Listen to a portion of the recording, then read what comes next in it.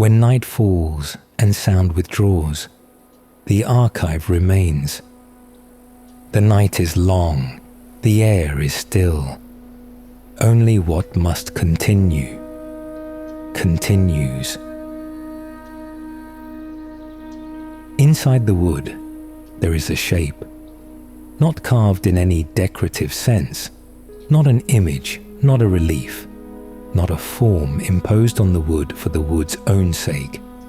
A channel running the length of the object, following a geometry that the wood did not originate.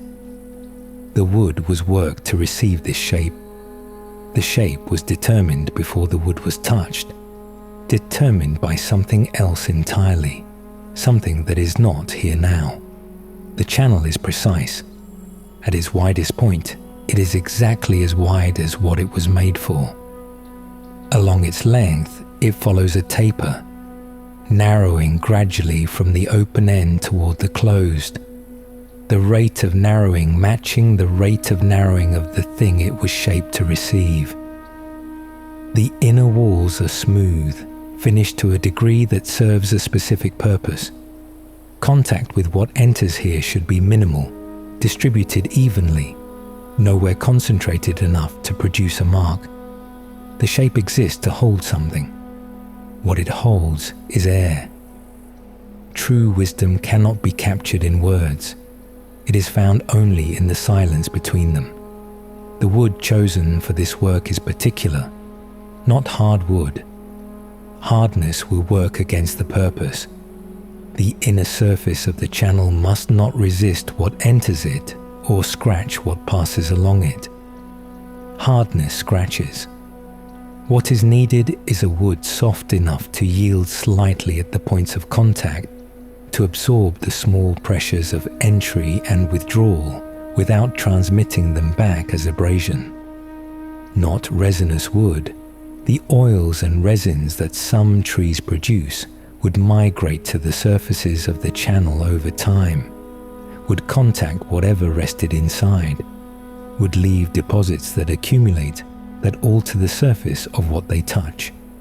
The wood must be dry in its chemistry, neutral, offering nothing to whatever it holds except the shape it was worked into.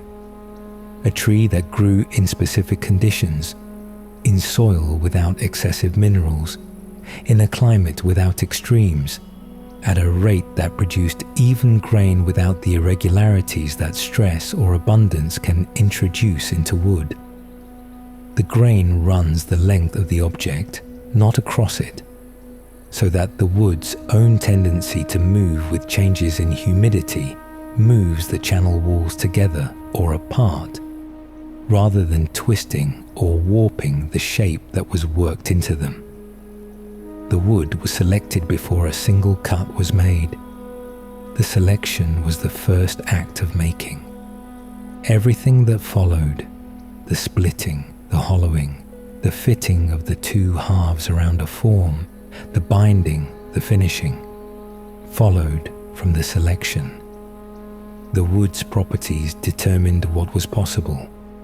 The maker worked with those properties, not against them, shaping the channel to the geometry required and trusting the wood's own character to maintain that geometry through the years. Breath enters. Breath leaves. Between breaths, the air holds its density.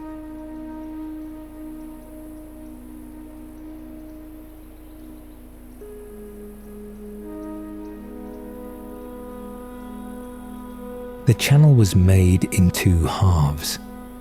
Each half of the wood was hollowed, worked from the inside outward, the material removed from the center of each piece until what remained was a shell, thin enough to be light, thick enough to hold its form. The hollowing followed the geometry of what the channel was intended to receive. The depth of the hollow on each side corresponded to half the thickness of that object at each point along its length, so that when the two halves were brought together, The combined hollow would match the object exactly. This required knowing the object before working the wood. The geometry of what the channel would hold had to be understood completely before the first hollow was cut. The taper, the cross-section at each point along the length, the geometry of the tip, all of this had to be known and reproduced in reverse as a negative space in the two halves of the wood. The channel is the object's geometry, transferred into wood as absence. Where the object was widest, the channel is widest. Where the object tapered, the channel tapers. Where the object ended, the channel ends. The channel is a record of a geometry that is not present in it. A record made by removing material in the exact shape that the original imposed, so that the original could rest in the removal it required. When the two halves were joined, the channel closed around its own absence. The object for which the channel was made, which had been present throughout the making as the template, the form against which each cut was measured, the shape whose geometry organized every decision, was removed. The channel that remained was the channel that was made around it. The wood held the shape. The shape held nothing.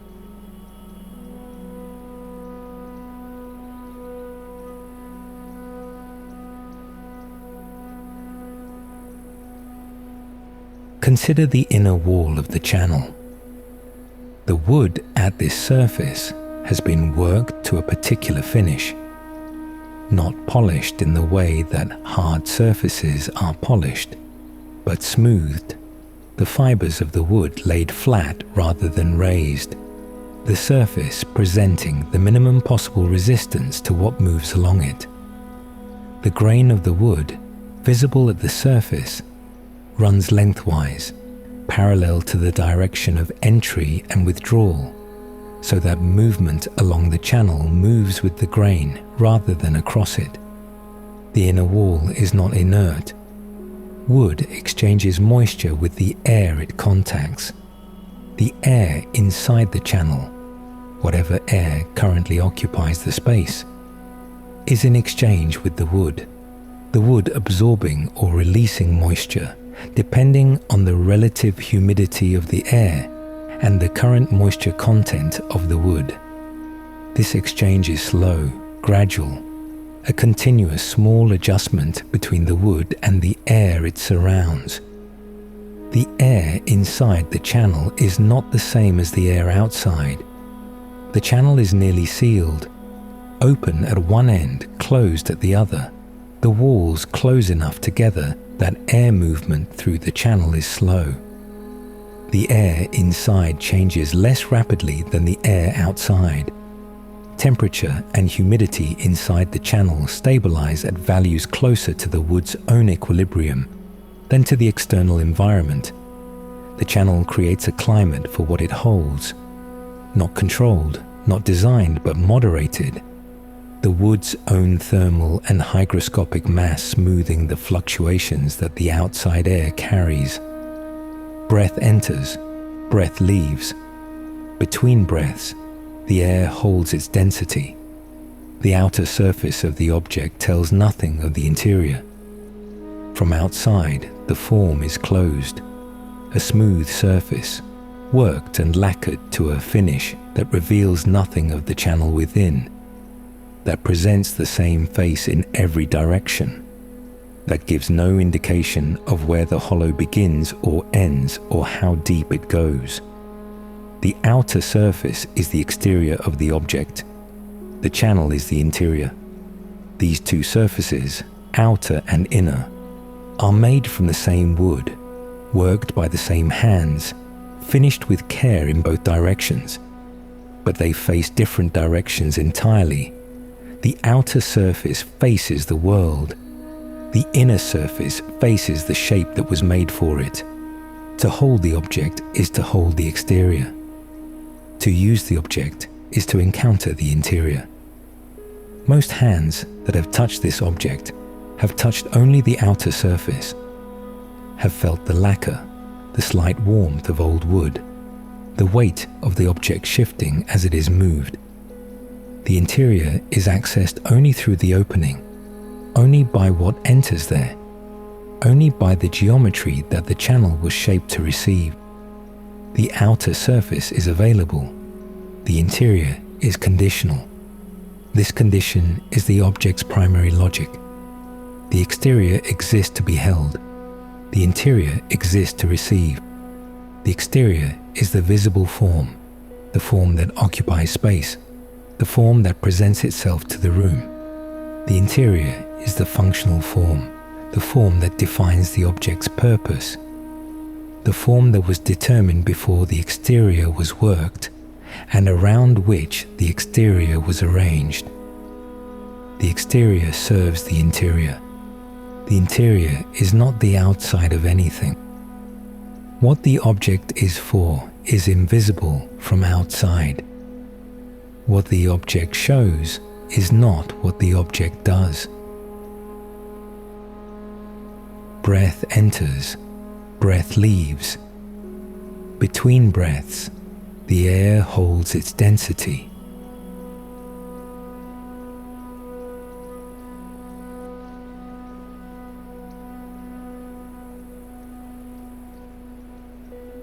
What the channel holds now is only its own geometry. The inner walls face each other across the distance the original geometry required. The exact distance maintained by the wood structure, by the binding that holds the two halves together, by the rigidity of the dried and finished wood that resists the slow forces that would, over years, close the gap or widen it. The walls hold the distance. The distance is the shape. Run a finger along the opening of the channel. The edge is finished. Work to a slight curve. The wood at the rim neither sharp nor soft, but formed to a geometry that guides what enters, that eases the transition from outside to inside, that presents the minimum resistance at the point where entry begins. The curve is the channel's first word to whatever approaches it. The opening is here. The geometry begins here. What fits here will find the interior shaped to receive it. The interior does not announce itself. The channel is dark. The walls close enough that light entering the open end does not illuminate the far interior, does not show what the walls look like further in, does not reveal whether the geometry continues as it began or changes in some way that only the inside would show. What the channel is inside, in its full depth, is known only to what has entered it. The opening holds its geometry in the visible inch. The rest is held in the dark. Breath enters, breath leaves. Between breaths, the air holds its density.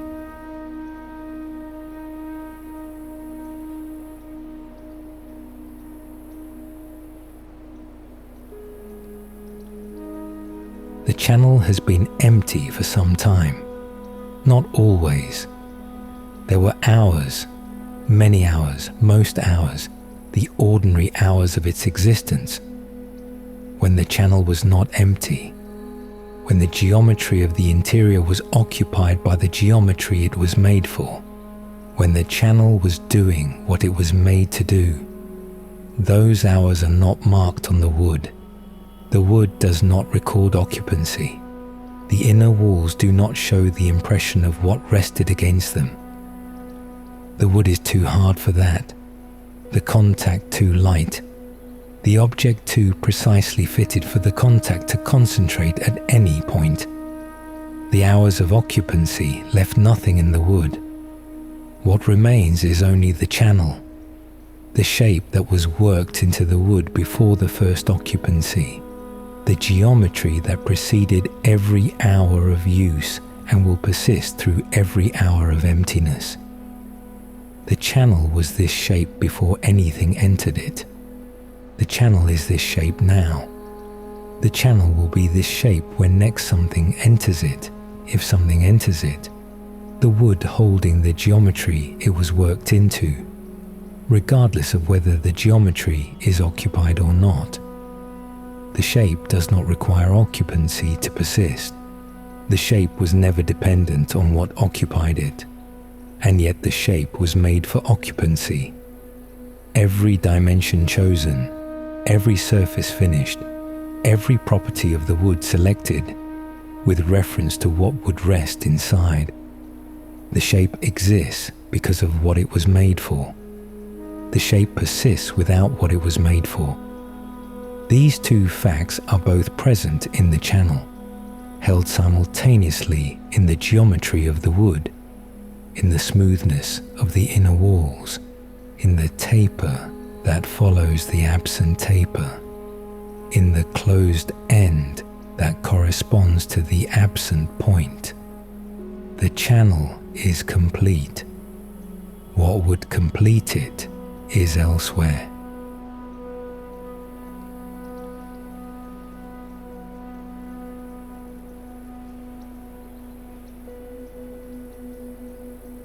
The object rests in the still of this room.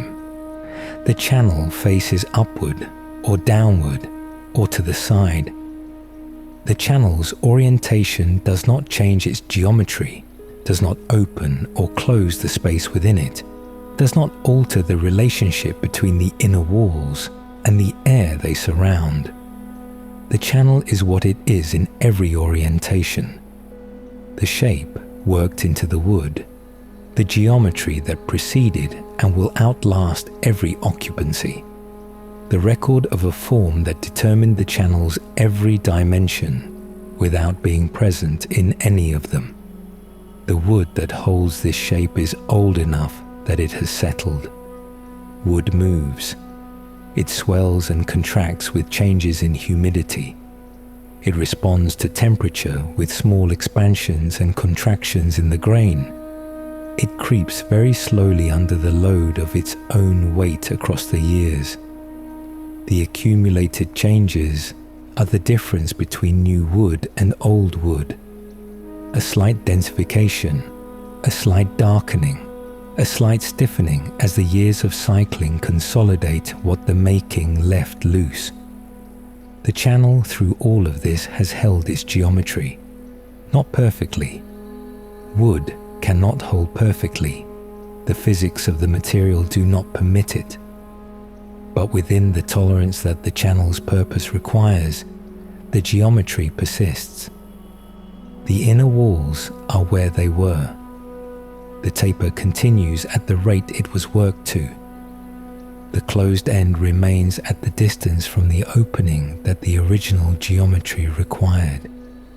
Consider what it means for a shape to persist in the absence of what defined it. The channel was shaped by the object it was made for. Every dimension refers to that object. The width of the channel at each point is the width of that object at the corresponding point. The depth of the hollow on each side is half the thickness of that object. The length of the channel is the length of that object from opening to tip. The channel is, in its entirety, a description of something else, a description rendered in wood and absence rather than in words. The thing being described is not here, and yet the description persists, held in the wood with the same fidelity that the wood's properties permit, maintained by the binding and the lacquer and the grain's own resistance to the forces that would alter the geometry. The description does not require the presence of what it describes to remain accurate. It was accurate when the object was within it. It is equally accurate now, the walls at the same distances, the taper following the same angle, the closed end at the same depth, the geometry intact in the object's absence as it was in its presence. The channel is a precise description of what is not here. The precision is not diminished by the absence. If anything, the absence makes the precision more apparent. When the object is within the channel, the fit between them makes the description invisible, the geometry occupied and therefore unremarkable. When the channel is empty, the geometry is all there is. The walls that were background become foreground. The shape that was incidental becomes the object's entire content. There is a particular quality to a space that was made for something specific, a space made for nothing in particular. A room, a box, a container designed to hold whatever arrives, has a different character from a space made for one thing precisely. The general space offers itself neutrally. The specific space offers itself in a particular direction, with a particular expectation, shaped by the form of the one thing it was made for and incapable of fitting anything else with the same exactness. The channel cannot hold anything as well as it holds what it was made for. Every other object that might enter would find the walls at the wrong distances, the taper at the wrong angle, the depth wrong. The channel is specific. Specificity is a form of fidelity. The channel is faithful to what it was made for, whether or not what it was made for is present. Fidelity that does not depend on the presence of what it is faithful to. This is what the wood holds. Not memory, not longing. The geometry, preserved with the same care in the empty hours as in the occupied ones. The inner walls no different now than they were when something rested against them. The shape intact, the air occupying the space that the original occupied, the channel holding its description of an absent form with the indifferent precision of material that does not know what it holds, but holds it exactly. The absence has a shape. The shape has been held since the wood was worked. The wood holds it still, in the dark, in the silence, for whatever comes to occupy it next. Or for nothing, if nothing comes. The shape present either way, the wood making no distinction between the hours of occupancy and the hours of waiting. Holding the geometry with the same fidelity it has always held it. Asking nothing of what it was made for.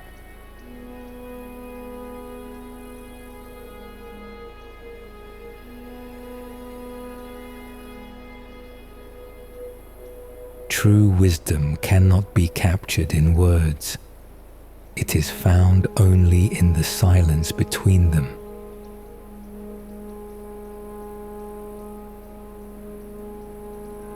When night falls, the archive remains.